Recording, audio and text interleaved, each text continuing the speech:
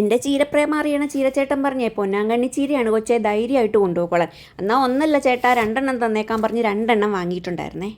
ഞാൻ വീട്ടിലെത്തുമ്പോഴേക്കും ആർക്കോ വേണ്ടി വെച്ചിരിക്കണ ഒരു ടിവിയും ഫോണിൽ കളിച്ചിരിക്കണ കിയേം പാറൂനെയാണ് കേട്ടോ ഞാൻ കണ്ടത്. എല്ലാം കഴിഞ്ഞ് വിശക്കണേ എന്ന് പറഞ്ഞ് അടുക്കളയിലോട്ട് ചെന്നപ്പോഴാണ് കേട്ടോ സൂപ്പർ പായസം നമ്മുടെ കുഞ്ഞൻ കൊണ്ടുവന്നതാണ്. പിന്നെ ഞാൻ അതെടുത്ത് മടമടാന്നങ്ങ് കഴിച്ചിട്ടുണ്ടായിരുന്നു. അടിപൊളിയായിരുന്നു. ഞാൻ ഉച്ചക്ക് കൊണ്ട് കൊടുത്തുകൊണ്ട് തന്നെ കിയ പൊന്നാങ്കണ്ണി ചീരേനെ അരിഞ്ഞങ്ങ് വെച്ചിട്ടുണ്ടായിരുന്നു കേട്ടോ. പിന്നെ എനിക്ക് പണിയൊക്കെ എളുപ്പമായിരുന്നു. നമ്മുടെ ചോപ്പർ കൂട്ടനിലോട്ടിട്ട് സവോളേനെ അങ്ങ് ചോപ്പ് ചെയ്ത് നമ്മുടെ ചീനച്ചട്ടി അങ്ങ് എടുത്ത് വെച്ചിട്ട് എണ്ണ ഒഴിച്ചിട്ട് എണ്ണ ഒന്ന് ചൂടായപ്പോൾ സവോള ഇട്ടിട്ടുണ്ടായിരുന്നു. ഇതിനൊന്നും ഞാൻ കടുക് വറക്കാറില്ല.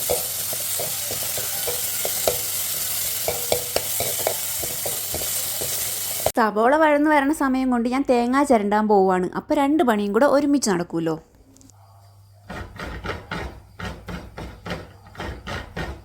ആ തേങ്ങയിലോട്ട് ഞാൻ കുറച്ച് മുളക് പൊടിയും മഞ്ഞൾപ്പൊടിയും ഇട്ട് തിരുമ്മി എടുത്തിട്ടുണ്ടായിരുന്നു. മിക്സിയിലൊന്നും അടിക്കാൻ നിന്നിട്ടുണ്ടായിരുന്നില്ല, കൈകൊണ്ട് തിരുമ്മിയിട്ടാണ് എടുത്തിട്ടുണ്ടായിരുന്നത്. ഞാൻ തേങ്ങ ചിരണ്ടാൻ പോയ സമയം കൊണ്ട് നോക്കുമ്പോഴാണേലോ ആ സവോള കരിഞ്ഞും പോയിട്ടുണ്ടായിരുന്നേ. പക്ഷേ കുഴപ്പമില്ല, നമ്മളതും കൊണ്ടങ്ങ് അഡ്ജസ്റ്റ് ചെയ്ത് തേങ്ങ ഇട്ട് ഞാനൊന്ന് ചെറുതായിട്ട് മൂപ്പിച്ചെടുക്കുവാണേ.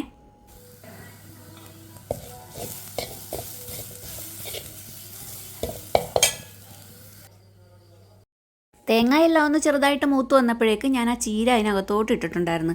ഞാൻ സാധാരണ എപ്പോൾ ചീര വെച്ചാലും ഇങ്ങനെ തന്നെയാണ് കേട്ടോ ചെയ്യാറുള്ളത്. പിന്നെ എല്ലാം കൂടി ഒന്ന് ചിക്കിപ്പൊത്തി ഒന്ന് അടച്ച് ഒരു 2-3 മിനിറ്റ് വെച്ചിട്ടുണ്ടായിരുന്നു.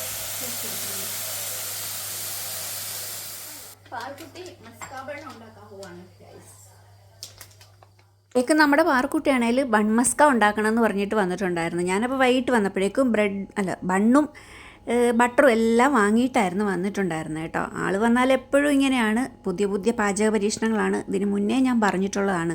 അപ്പോൾ ആളുടെ പരീക്ഷണങ്ങൾ ഒരു സൈഡിൽ കൂടി നടക്കും. അവളുമായിട്ട് കുറച്ച് നേരം വർത്തമാനം പറഞ്ഞിട്ടുണ്ടായിരുന്നു. ഇത് കൂടാണ്ട് നമുക്കിന്നുള്ളത് അവിയലാണേ. കിയായിരുന്നു അവിയൽ വെച്ചിട്ടുണ്ടായിരുന്നേ. അവിയലും വെച്ചു. പിന്നെ നമ്മുടെ പൊന്നാങ്കണ്ണി ചീരയും നല്ല സെറ്റായിട്ടുണ്ട്. നല്ല ടേസ്റ്റായിരുന്നു കേട്ടോ.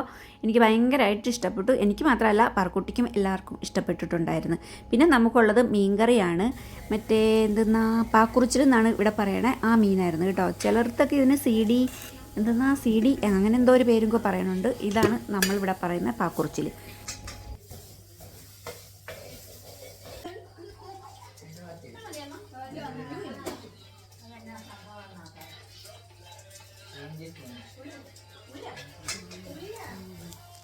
എല്ലാം ചെയ്തുകൊണ്ടിരുന്നപ്പോഴേക്കും കുഞ്ഞും ട്യൂഷൻ കഴിഞ്ഞ് എത്തിയിട്ടുണ്ടായിരുന്നു. പിന്നെ നമ്മുടെ ചീരയുടെ ടേസ്റ്റ് നോക്കലാണ് കേട്ടോ. എല്ലാവരും മാറി മാറി വന്ന് ടേസ്റ്റ് നോക്കണുണ്ടായിരുന്നു. എല്ലാവർക്കും ഇഷ്ടമായെന്നാണ് പറഞ്ഞത്.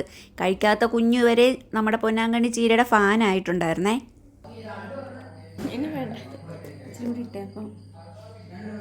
ഇതിപ്പോൾ നമ്മുടെ പാർക്കുട്ടിയുടെ ബൺമസ്കക്ക് വേണ്ടിയിട്ടുള്ള ക്രീമാണ്. ബട്ടറിൻ്റെ അകത്തോട്ട് മിൽക്ക് മെയ്ഡും കൂടെ മിക്സ് ചെയ്യുകയാണ് ചെയ്തിട്ടുള്ളത്.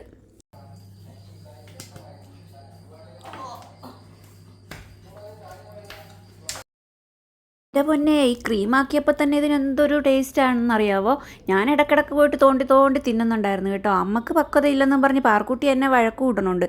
മധുരത്തിൻ്റെ മുന്നിലേ എന്ത് പക്വത.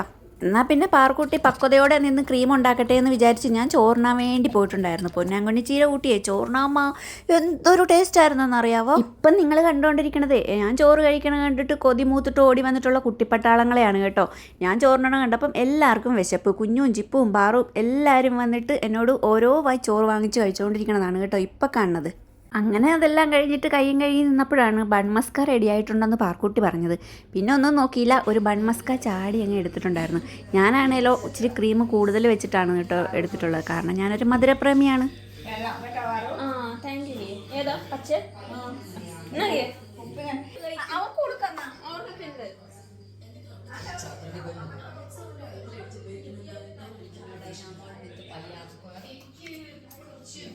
നമ്മുടെ പാർക്കുട്ടി ഉണ്ടാക്കിയത് കൊണ്ടാണോ എന്നറിയാൻ പാടില്ല കേട്ടോ.